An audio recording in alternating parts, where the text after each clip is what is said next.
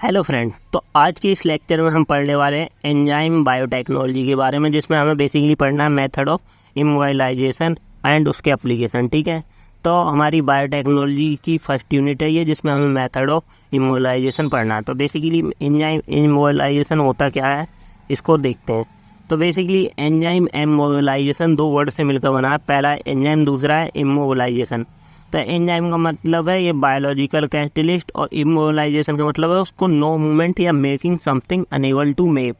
मतलब क्या कर देते हैं, एंजाइम को हम एक चीज़ में कैद कर देते हैं कि मूव ना कर पाए, कहीं बाहर ना निकल पाए।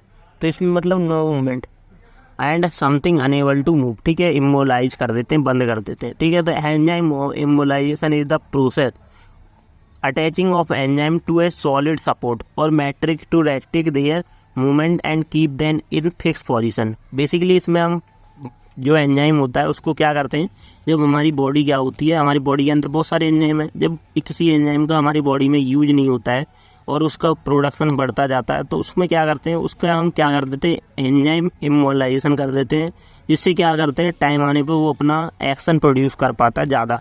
तो बेसिकली एंजाइम इमोबिलाइजेशन टेक्निक क्या होती है, इसमें एक सॉलिड मैट्रिक्स होती है जिसमें एंजाइम इमोबिलाइजेशन को हम अटैच कर देते हैं, जिससे ठीक है, तो जिससे वो फिक्स पोजीशन पर अटैच होता है। तो immobilization is the process of attaching of enzyme to a solid support और matrix to restrict their movement and keep them in fix position. तो बेसिकली ये हमारा एंजाइम था, ये हमारा करियर था। अब इसको हमने फिक्स पोजीशन पर प्लेस कर दिया है एंजाइम को। ठीक है, तो ये बेसिकली हमारा एंजाइम इमोबिलाइजेशन। अब एडवांटेजेस ऑफ एंजाइम इमोबिलाइजेशन, पहला एडवांटेज है कि इसमें जो इन्हेंस कर देता है स्टेबिलिटी और एंजाइम की। ठीक है, दूसरा है ये क्या कर देता है, अलाउ कर देता है इट रीयूज ऑफ एंजाइम। मतलब हम पहला तो एंजाइम की स्टेबिलिटी बढ़ जाती है अगर उसको इमोबिलाइज कर दिया। दूसरा क्या हो जाता है, उसका रीयूज कर सकते हैं हम इजीली, अगर हमें बाद में यूज करना है एंजाइम का तो हम इजीली यूज कर सकते हैं। देन तीसरा है इमोबिलाइजेशन, जो एंजाइम होता है कैन बी इजीली सेपरेटेड। और जो इस करियर मैट्रिक्स से क्या होता है, ये immobilisation enzyme easily separate out हो जाता है और from reaction product and reuse कर सकते हैं उसका। देन उसके बाद है फोर्थ की, जो ये एंजाइम इमोबिलाइज हुआ है इस करियर के साथ, ये shows higher catalytic activity and productivity as compare to free enzyme. मतलब जो बॉडी में फ्री एंजाइम है उससे ज़्यादा एक्टिविटी इसकी होती है। ठीक है, और फिफ्थ एप्लीकेशन क्या है, it protect enzyme from degradation and deactivation. मतलब ये क्या करता है, जो ये हमारा कैरियर है इसके अंदर हमारा एंजाइम क्या है, मोबिलाइज है, तो इसने क्या किया है कि इसको प्रोटेक्ट भी करता है डिग्रेडेशन और डीएक्टिवेशन से। मतलब ये प्रोटीन जैसा था एंजाइम वैसा ही रहता है इसके अंदर। ठीक है, we can control the role of rate of reaction. और इस एंजाइम को जो ये एंजाइम है इसका यूज़ करके हम रेट ऑफ रिएक्शन को कंट्रोल भी कर सकते हैं। ठीक है, अब हमारे डिसएडवांटेज ऑफ एंजाइम इमोबिलाइजेशन। तो बेसिकली सम एंजाइम में loss their activity due to structure change, क्योंकि कुछ एंजाइम ऐसे होते हैं वो इसके स्ट्रक्चर में आने के कारण क्या हो जाता है, उनका स्ट्रक्चर चेंज हो जाता है और वो अपनी एक्टिविटी खो देते हैं कुछ एंजाइम। ठीक है, ये इसका डिसएडवांटेज है मैन। दूसरा है कि cost of immobilisation, high cost immobilisation होती है। ठीक है, और तीसरा क्या है कि इमोबिलाइजेशन जो एंजाइम होते हैं में leach out from matrix over the time. एक टाइम के बाद क्या होते हैं, एंजाइम क्या हो जाते हैं, लीच आउट हो जाते हैं। ठीक है, तो इसके लिए एक टेक्निक भी आई थी कि अगर लीच आउट हो जाते हैं तो एक नई टेक्निक डेवलप हुई थी। अभी देखते हैं कौन कौन से मेथड हैं एंजाइम इमोबिलाइजेशन के।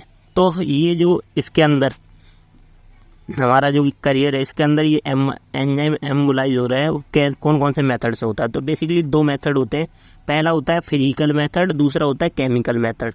पहला है फिजिकल मेथड के अंदर है हमारा एडजॉर्प्शन मेथड। ठीक है, मतलब सरफेस से एडजॉर्ब होता है। दूसरा है एंट्रैपमेंट मेथड, तीसरा है इनकैप्सुलेशन मेथड। ठीक है, ये तो हमारे बेसिकली फिजिकल मेथड है। दूसरे हैं केमिकल मेथड जिसमें हम बॉन्ड का यूज़ करते हैं।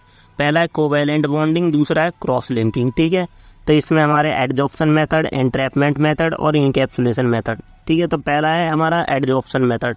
एडजॉर्प्शन का मतलब क्या होता है कि mean the adhesion of enzyme on the surface of carrier. तो इसका मतलब है कि क्या होगा, कोई पार्टिकल होगा वो ऊपर ऑफ सर्फ जो करियर का पार्टिकल सरफेस है उसके ऊपर आके चिपक जाएगा, अडेशन। ठीक है, तो ये होता है हमारा एडजॉर्प्शन।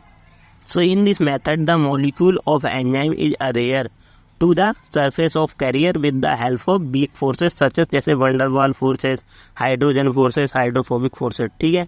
तो बेसिकली हमारा जो एंजाइम है वो इसके ऊपर सरफेस पर आकर अटैच हो गया विद कौन सी फोर्स से, वीक, वंडरवाल फोर्स, इन सब की फोर्स के कारण अटैच हो जाता है, ठीक है। तो ये बेसिकली हमारी कैरियर मैट्रिक्स है, इसके ऊपर ये हमारे एंजाइम अटैच हो गए, ठीक है।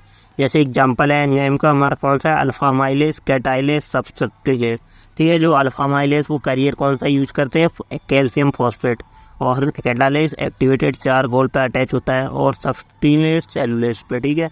देन है हमारे इनट्रैपमेंट मेथड, तो ये तो हमारा एंजाइम कौन सा था, एडजॉर्प्शन मेथड। अब दूसरा है इनट्रैपमेंट method.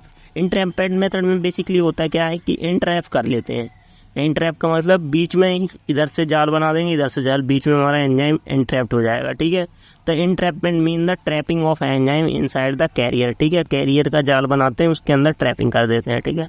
So it is the method, in the method molecule are entrapped with the suitable carrier matrix cell और जेल और फाइबर, तो इसे हम जेल मेथड भी बोलते हैं, ठीक है। तो बेसिकली ये इंट्रैपमेंट मेथड होता है, तो जेल इंट्रैपमेंट मेथड भी इसे हम बोलते हैं, ठीक है। तो इसमें क्या होता है, हमारे ये कैरियर जो होते हैं ये बेसिकली जेल होता है, तो ये इस टाइप से कैरियर इधर चारों तरफ से इसने इंट्रैप बना दिया है, बीच में हमारे एंजाइम थे, ठीक है। तो ये हमारे कैरियर मैट्रिक्स जेल और फाइबर का हो सकता है।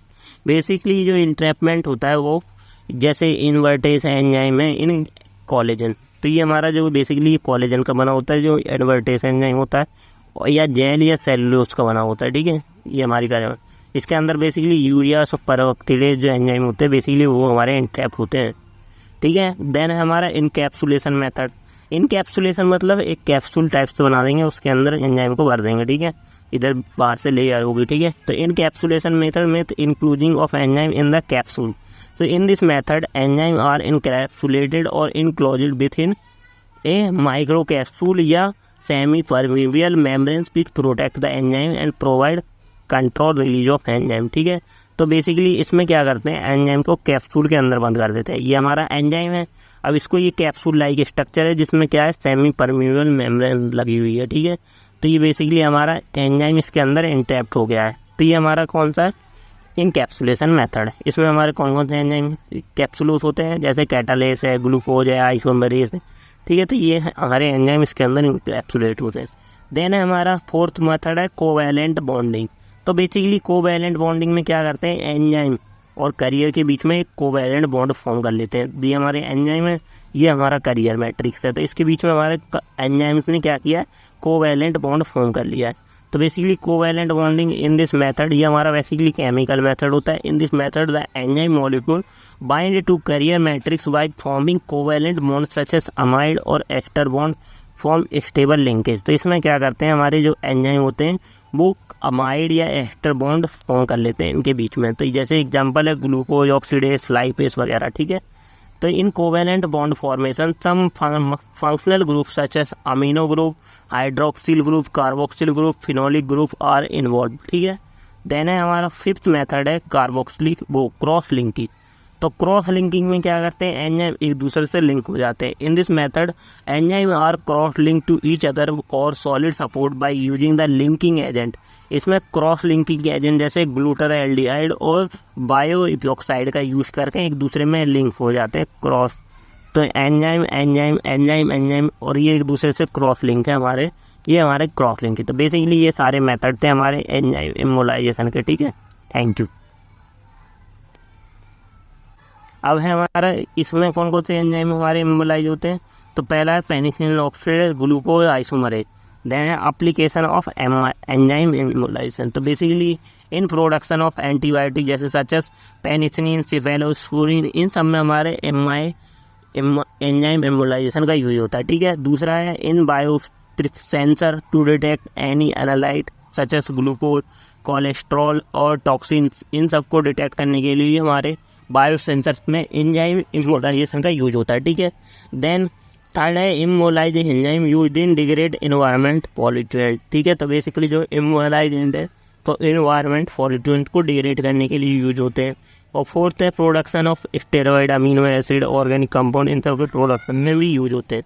तो बेसिकली हमारा ये एंजाइम इमोलाइजेशन की पूरी यूनिट थी। Thank you.